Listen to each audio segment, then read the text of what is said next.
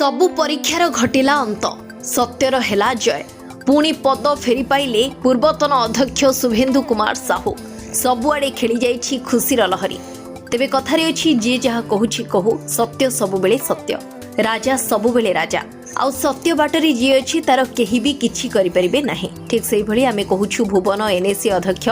शुभेन्दु कुमार को कथा जहाँ अन्याय अनीति अभियोग 2024 अक्टोबर मासरे अयोग्य घोषणा करी पदवी बाहर करथिला हाउसिंग एवं अर्बान डिपार्टमेंट परे हाईकोर्ट रो द्वारस्थ होइथिले भुवन एनएसी पूर्वतन अध्यक्ष शुभेन्दु कुमार साहू आउ एबे सत्यर होइछि जय शुभेन्दु कुमार साहू को अध्यक्ष पद बजाय रखिबा को निर्देश दैछंती हाईकोर्ट आउ एभली खबर आसिबा परे भुवन अंचल रे खेली जाइछि खुशीर लहरी। मते अन्याय अनीति ए पदर बहिष्कार करा चेयरमैन पदर भुवन जनसाधारण पर मु लड़ी मत से डायरेक्ट भोट दे जितैले कि अन्याय शासक जो अन्याय मत पदर बहिष्कृत करते आज माननीय हाईकोर्ट को निर्देश में मत पद को पुणी फेरी जावाई कराई मु केस डिग्री कर मोर नेता माननीय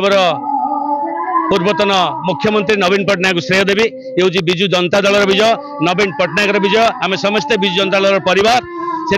आउ श्रेय देवी मो भुवनवासी जो भुवनवासी अक्लांत परिश्रम मत साहस धैर्य दबार जो इच्छा शक्ति से विजय लाभ कर आज द्विपद कथार सारे अन्याय उपर आज न्याय विजय होती असत्य उपर सत्यर विजय होती अधर्म उपर धर्मर विजय होती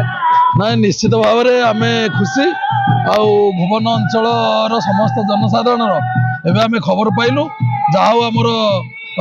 पूर्वतन नगरपाल जोटा कहला मुना भाई की से भी बर्तमान पुणी से नगरपाल हेले आम भुवन समस्त जनसाधारण बहुत खुशी अच्छे।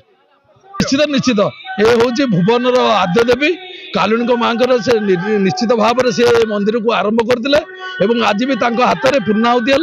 एवं सारा भुवन आज बहुत खुशी अच्छा। भुवनरू राकेश कुमार गुरुंग रिपोर्ट सूचना मीडिया।